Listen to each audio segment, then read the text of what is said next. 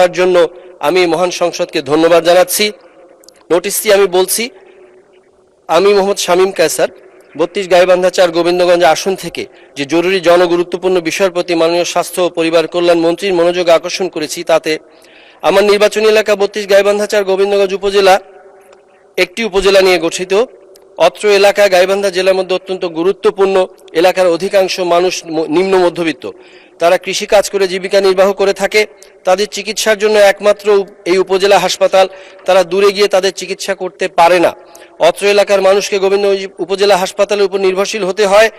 এলাকাবাসীর দীর্ঘদিনের দাবি উপজেলা হাসপাতালের শয্যা সংখ্যা বৃদ্ধি করা এবং উন্নত চিকিৎসা প্রদানের লক্ষ্যে হাসপাতালের রোগ নির্ণয়ের লক্ষ্যে আধুনিক যন্ত্রাংশ স্থাপন করা। মাননীয় স্পিকার, বর্তমান সরকার জনগণের সরকার, জনগণের কল্যাণে কাজ করার জন্য বদ্ধপরিকর। এই গোবিন্দগঞ্জ উপজেলার মানুষের স্বাস্থ্যসেবা নিশ্চিত করার লক্ষ্যে গোবিন্দগঞ্জ উপজেলা হাসপাতালকে 100 শয্যায় উন্নীত করা জরুরি। উল্লেখ্য যে বিগত 2024 সালের অক্টোবর মাসে 100 শয্যা উন্নীত করার জন্য যে অবকাঠামো দরকার, সে হাসপাতাল বিল্ডিংটা করা হয়ে গেছে এবং হস্তান্তরও হয়ে গেছে। এখন শুধু 100 শয্যার যে অনুমোদন, সেটা করলে তার যে অন্যান্য সাপোর্টিভ যে ফ্যাসিলিটি সেগুলো নিশ্চিত করা যায়। আমি আপনাকে জাস্ট এতটুকু উল্লেখ করে বলতে চাই, এখন 50 শয্যার যে সুবিধাগুলো আছে, এখানে অপ্রতুল থাকার কারণে এই ওষুধপত্র এগুলো 2-3 মাসের মধ্যে শেষ হয়ে যায়। তাহলে 100 শয্যার যে প্রয়োজন, তাতে অবস্থাটা কি দাঁড়ায়?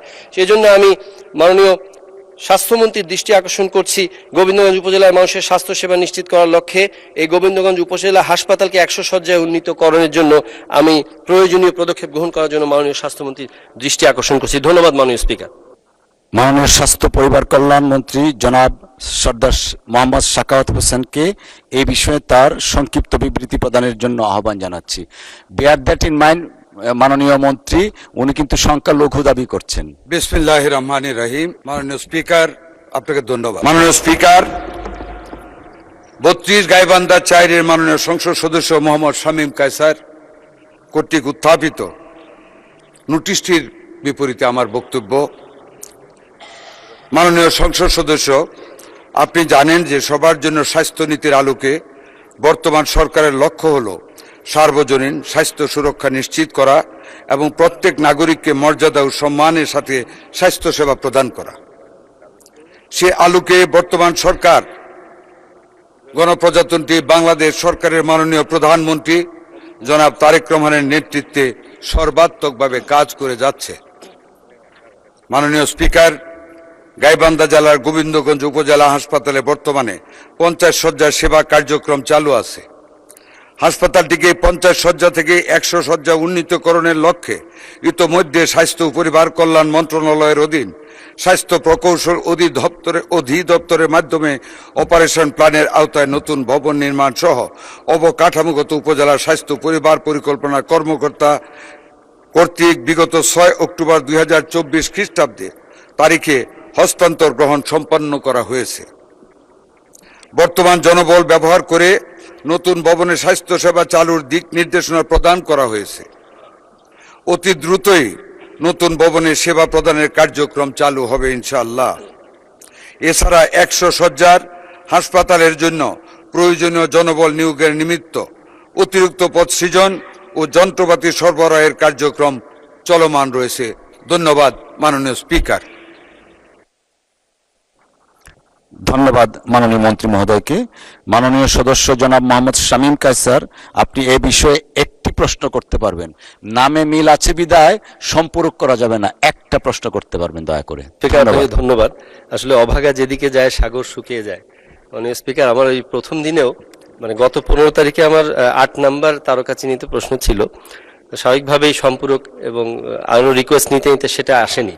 এর পরের দিন মাননীয় স্পিকার 3 নাম্বার মানে 11 নাম্বার প্রশ্ন ছিল, সেদিন সংসদ আর বসেনি মাননীয় স্পিকার। যাই হোক, এরপর আজকে আসলাম, দেখলাম 42 নাম্বারে আছে, সেটাও শেষ। তো এখন যে কথাগুলো বলার ইচ্ছা ছিল সেটা তো বলা যাচ্ছে না, আপনার কাছ থেকে ক্ষমা চেয়ে নিচ্ছি। মাননীয় স্পিকার, আমি মাননীয় মন্ত্রী মহোদয়কে যেটা বলতে চাচ্ছি, আমাদের ওখানে গোবিন্দগঞ্জে আপনার 10টি অবকাঠামো সহ এবং 7টি অবকাঠামোবিহীন উপস্বাস্থ্য কেন্দ্র আছে এবং 69টি কমিউনিটি ক্লিনিক রয়েছে। মুশকিল হলো যে আমি এবারকার ওই ঈদ পরবর্তী যখন আমি ঘুরতে গিয়েছিলাম এলাকায় জনসাধারণের সাথে, একটি কমিউনিটি ক্লিনিকে আমি পশ্চিম গোবিন্দগঞ্জে আমি পরিদর্শনের জন্য গিয়ে মোটামুটি গিয়ে ওখানে অসুস্থ হয়ে পড়েছি। সুস্থ অবস্থায় গিয়ে সেখানকার যে পরিবেশ আছে, আসলে ফ্যাসিস্টের আমলে তো কাগজে কলমে অনেক কিছুই ছিল, বাস্তবিক অর্থে হলো সেখানে আপনার গাছপালা এবং শ্যাওলার আখড়া আর কি। তো এই জন্য আমি মাননীয় মন্ত্রী মহোদয়কে বলবো যে উপস্বাস্থ্য কেন্দ্রগুলো এবং যে কমিউনিটি ক্লিনিকগুলো আছে সেগুলো দ্রুত আমাদেরকে সেগুলো সংস্কার করে কার্যকর করার ব্যবস্থা নেওয়া যায় কিনা সেই ব্যাপারে আমি একটু মাননীয় মন্ত্রী মহোদয়ের দৃষ্টি আকর্ষণ করছি। ধন্যবাদ মাননীয় স্পিকার। ধন্যবাদ। মাননীয় মন্ত্রী। মাননীয় স্পিকার, মাননীয় সংসদ সদস্য ওনার নির্বাচনী এলাকার 10+10 20টি স্বাস্থ্য উপকেন্দ্র এবং একটি কমিউনিটি ক্লিনিক 20টি কমিউনিটি ক্লিনিকের কথা বলেছেন, 69টি। এই সিনারিও যেটা উনি বর্ণনা করেছেন মাননীয় স্পিকার, এটা সারা বাংলাদেশের একটা সিনারিও। বিগত ফ্যাসিস্ট সরকারের আমল থেকে নিয়ে যে লুটপাট স্বাস্থ্য খাতে হয়েছে, যেই ধরনের অব্যবস্থাপনা হয়েছে, এতে কোথাও চলমান কোনো প্রজেক্টও মাননীয় স্পিকার কোনো উন্নয়নমূলক কাজ হয়নি।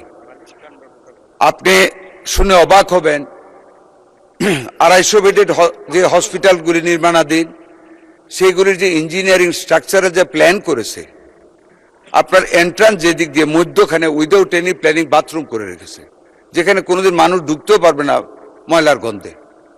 তড়িঘড়ি করে টাকা কামানোর লক্ষ্যে ইল প্ল্যানিং এর মাধ্যমে হসপিটালগুলিকে তাড়াতাড়ি স্ট্রাকচার করার কাজ শুরু করিয়েছিল এবং লুটপাট করেছে। আমাদের স্বাস্থ্য খাতে বর্তমানে মাননীয় স্পিকার উন্নয়নমূলক কাজে যাওয়ার মতো কোনো তহবিল নেই। এমনকি আপনি শুনে অবাক হবেন, উপজেলার স্বাস্থ্য কমপ্লেক্সগুলিতে পর্যন্ত আমাদের গজ, ব্যান্ডেজ, সিরিঞ্জ কেনার মতন পর্যাপ্ত টাকা নেই, সব শেষ করে গিয়েছে। এমনকি বিগত তত্ত্বাবধায়ক সরকারের যে আমল গিয়েছে,